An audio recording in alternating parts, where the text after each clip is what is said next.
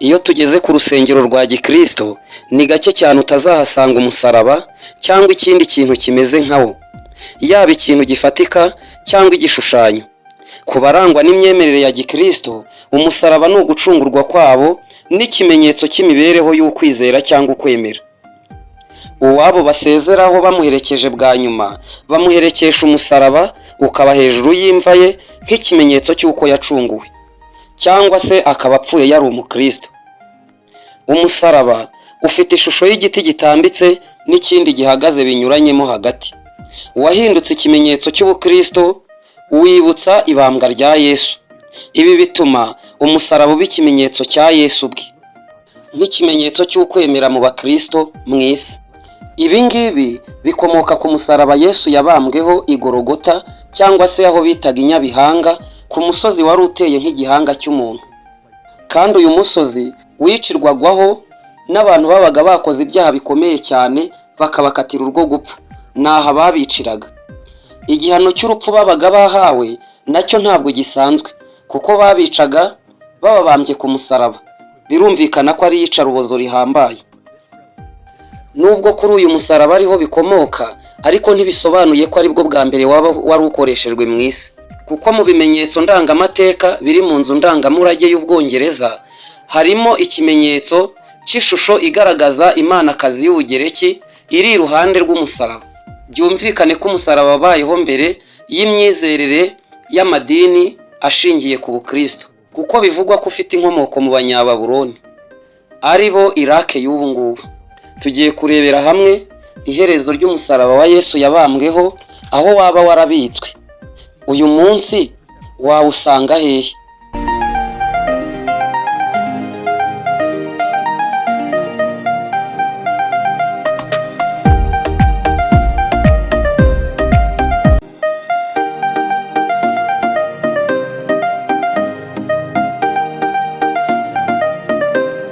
Byemezwa yuko umwami w'abami Constantino, umusaraba ari wo watumye atsinda urugamba rukomeye cyane rwo ku kiraro cya Marivian, igihe yari ahanganye na Magazentius barwanira ubwami bw'Abaromani. Nubwo hari inyandiko nyinshi zivuga yuko Yesu yaba yarabambwe ku giti, atari iki giti cy'umusaraba kinyuranamo igihagaze n'igitambitse, ahubwo zikavuga ko cyari igiti kimwe gishinzwe nk'urumambo, akaba ari cyo yabambweho. Ariko hari izindi zigaragaza ko yabambwe ku musaraba, aho harimo Bibiliya. Mu mateka byemezwa ko umusaraba wakoreshwaga n'Abanyaroma, kuko ari wo wabambwagaho umuntu wakatiwe igihano cy'urupfu. Icyo gihano cyatangiye gutangwa mu ntambara yahuzaga Abanyaroma n'Abanyakartaje bo muri Afurika y'Amajyaruguru, ubu ni mu bice bya Tunisia, kubera ko uwabambwaga ku musaraba yapfiraga mu bubabare bukomeye cyane. Umusaraba waje guhinduka imvugo y'ikintu kibabaza umuntu cyane, cyangwa se kikamugeza ku buribwe bwa nyuma bushoboka. Niho bavuga ngo iki kintu cyambereye umusaraba.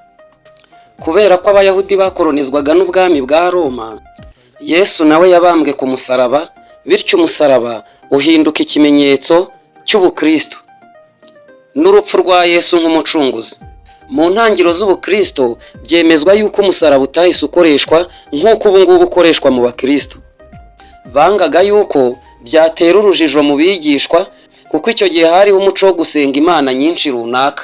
Rero bangaga yuko abantu bashobora kuwitiranya, bikaba byabagusha mu cyaha cyo kuwuha agaciro nk'ak'Imana, cyangwa bakawusenga bakawuramya. Indi mpamvu ni uko wari warazanywe n'abakoloni b'Abaromani, bikaba byari gutuma bibangamira inyigisho za Gikristo, kuko byari kugaragara ko byari nko gutangira gushishikariza abantu gukurikiza inyigisho z'Abaromani. Nubwo muri Bibiliya, ari Bibiliya yera na Bibiliya ntagatifu, hose hemeza ko Yesu yabambwe ku musaraba, ariko hariho abandi bavuga yuko umusaraba ushobora kuba ari ikimenyetso cya gipagani, ahubwo Yesu akaba yarabambwe ku giti cy'ingiga, atari icy'umusaraba kinyuranamo n'ikindi. Iyo ntago ariyo ngingo tugiye kuganiraho. Umusaraba Yesu yabambweho bivugwa ko ari wo musaraba w'ukuri. Ubwo hari iyindi misaraba iri mu moko yandi bivugwa ko ari imisaraba itari iy'ukuri. Hashingiwe ku isezerano rishya, iherezo rya Yesu ryo rirazwi. Mu mateka y'isi, ikintu cyose gifite aho gihuriye n'uyu mugabo waje gucungura abantu akabakiza ibyaha byabo cyafashwe nk'ikintu gikomeye. Cyagiye kiba ikimenyetso gikomeye cyane by'umwihariko mu kwemera kwa Gikristo. Muri ibyo bimenyetso harimo nk'icumu yatewe mu rubavu. Iri cumu naryo tuzabashakira amakuru ubundi tuzabamenyesha iherezo ryaryo. Harimo kandi ibishura yambaraga. Uyu munsi tugiye kureba iherezo ry'umusaraba yabambweho, aho ubitse cyangwa se irengero ryawo. Ubwo ibindi tuzabiganiraho mu biganiro byacu bikurikira, mu biganiro byacu by'ubutaha. Gusa icumu bamuteye ryo bivugwa ko ribitswe mu nzu ndangamateka iri mu Budage. Mu kinyejana cya 4, ubwo ni mu myaka 300 Yesu apfuye, nibwo umwami w'abami w'abaromani Constantino yahindutse umukristo. Wakwibaza ukuntu byagenze. Icyo gihe yari mu ntambara ikomeye cyane n'umuntu ukomeye cyane w'umwami w'abami witwaga Alexentius. Barwaniraga intebe y'ubwami y'abaromani. bw'abami bw'abaromani. Ubwo Constantino yari asumbirijwe, bivugwa ko yapfukamye maze asenga Imana y'abakristo, ayisaba kumufasha muri uru rugamba rwari rumukomereye cyane, kuko yari hafi kurutsindwa. Mu gusubizwa mu isengesho rye, mu kirere haje ikimenyetso. Icyo kimenyetso cyaje kimeze nk'umusaraba.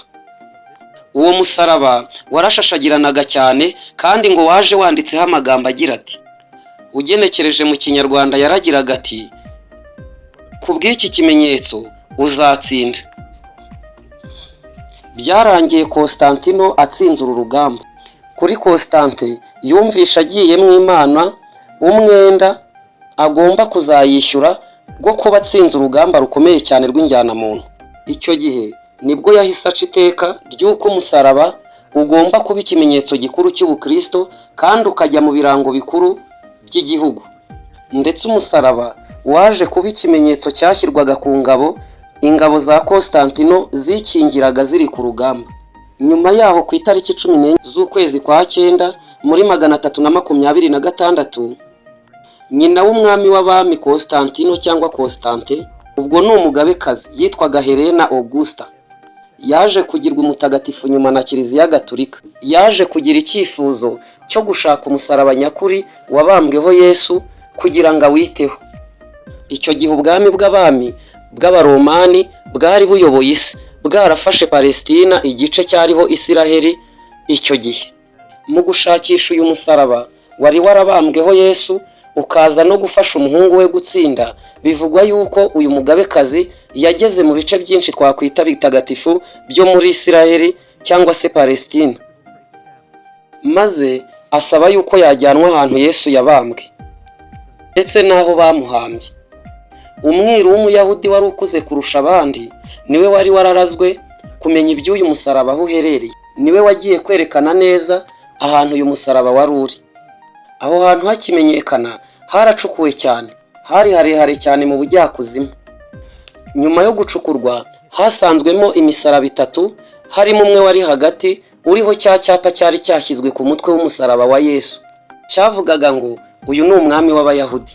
Bahasanze n'imisimari yari yarakoreshejwe babamba Yesu. Icyatunguranye cyane kinatandukanye umusaraba wa Yesu n'iyi yindi ibiri, nuko iyi misaraba yindi basanze irambitswe kuri ba nyirayo.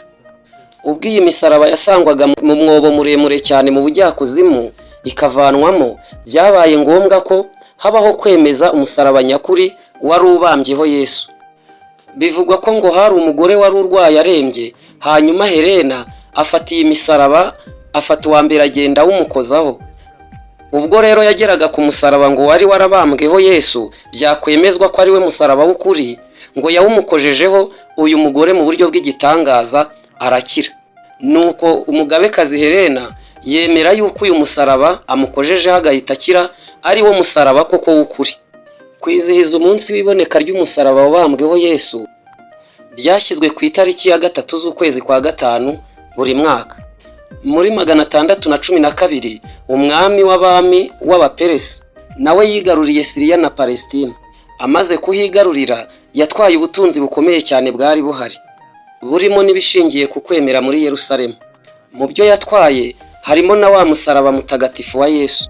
Muri 629 umwami w'abami Heraclius wa Constantinople yafashe ingabo ze bagera muri Perse, maze abasha kubohoza wa musaraba mutagatifu. Mu kwiyoroshya kwinshi cyane no kubaha Imana, umwami Erikire yasubije uyu musaraba ahantu wasanzwe i Yerusalemu, maze agenda yambaye imyenda y'ubucabari ndetse agenza ibirenge, nta nkweto yambaye. Mu kwezi kwa 9 k'umwaka wa 629 ku itariki 14, uyu musaraba wasubijwe muri rwa rusengero rw'umuzuko ruri i Yerusalemu. Mu kwizihiza iyi ntsinzi ikomeye cyane mu kinyejana cya 7, idini Katolika rya Roma ryemeje umunsi mukuru w'itahurwa ry'umusaraba ku itariki 14 za buri kwezi kwa 9 buri mwaka. Uyu musaraba nyuma waje koherezwa muri Constantinople, umurwa mukuru w'ubwami bw'abami bw'abaromani. Mu mwaka w'1204, igihe cy'intambara ntagatifu, uyu musaraba wamenaguriwe mu mujyi wa Constantinople, maze ibisate byawo byinshi bikwirakwizwa mu Burayi.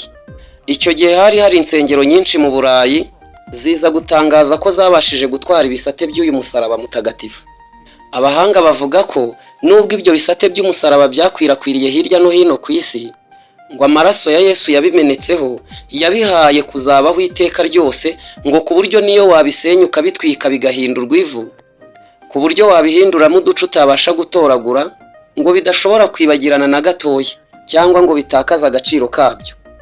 Ibi ngibi byahaye umusaraba guhindurwa ikintu cy'agaciro kadasanzwe, ku buryo kuba ubitsa agasate kawo niyo kaba ari gatoya uhinduka umuntu ufite ubutunzi buhambaye mu by'iyobokamana.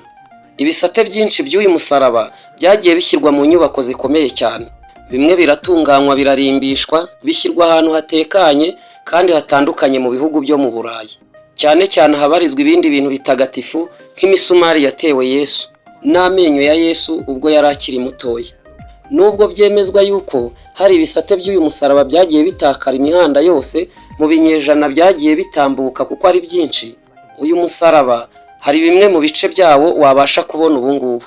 Muri Bazilika ya Mutagatifu Petero i Roma mu Butaliyani kwa Papa hari ibice by'uyu musaraba bihari.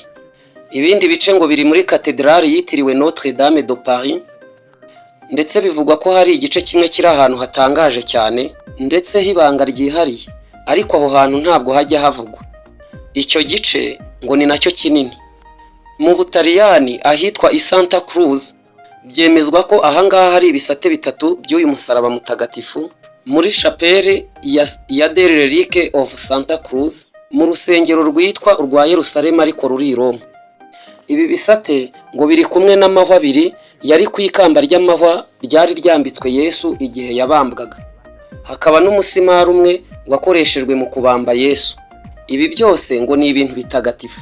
Uru rusengero byemezwa ko ari rwo rwari rufite igice kinini cyane cya wa musaraba Yesu yabambweho, ariko biza kwimurirwa muri Bazilika ya Mutagatifu Petero ku itegeko rya Papa Urbain mu mwaka w'1629.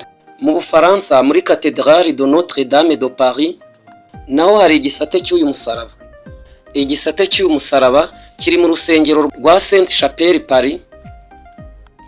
Ni igisate umwami Louis wa 9 yakuye ku mwami Baldwin wa 2 wa Constantinople mu kinyejana cya 13. Icyo gihe ni mu mpinduramatwara z'Abafaransa.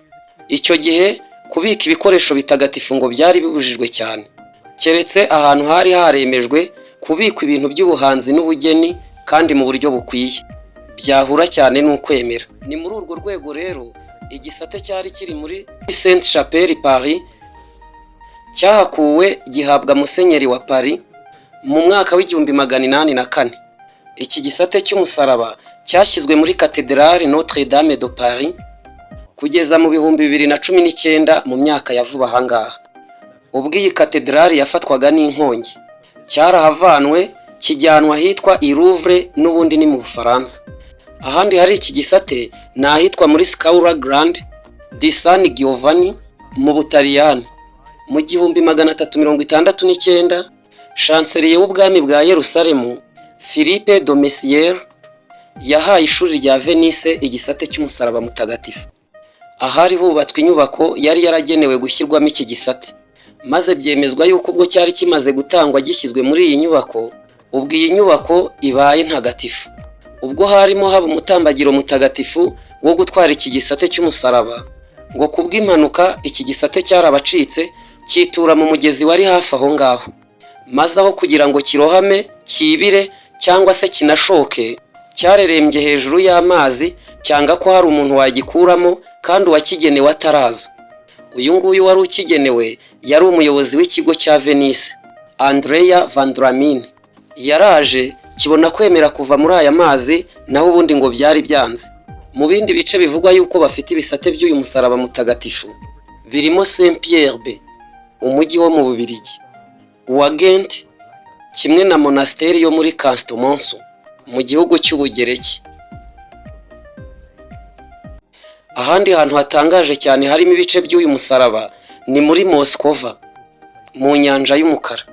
Iki gisate byemezwa ko kiri mu ndiba y'iyi nyanja, kandi ngo ahantu kiri harazwi neza ariko nta washatse kugikuramo. Mbibutse ko Moskova tuvuga aha ngaha ari ubwato rutura bw'Uburusiya buherutse kurohamishwa n'ingabo za Ukraine ubwo zaburasagaho misiri muri iyi ntambara Uburusiya burimo na Ukraine ubu ngubu. Ubu bwato bwari bufite igice cyihariye cyane cyari cyarabitswemo iki gice cy'umusaraba wa Yesu. Amakuru yemeza ko ubwo ubu bwato bwarohamanye n'iki gisate bujya ku ndiba y'inyanja y'umukara, nuko kizimira gutyo.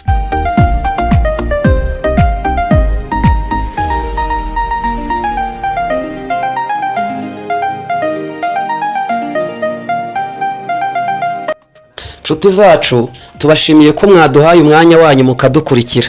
Tugeze ku musozo w'ikiganiro, ariko ibiganiro byacu byo ni akagaruka. Naho ubutaha, Imana y'amahoro ibahe umugisha.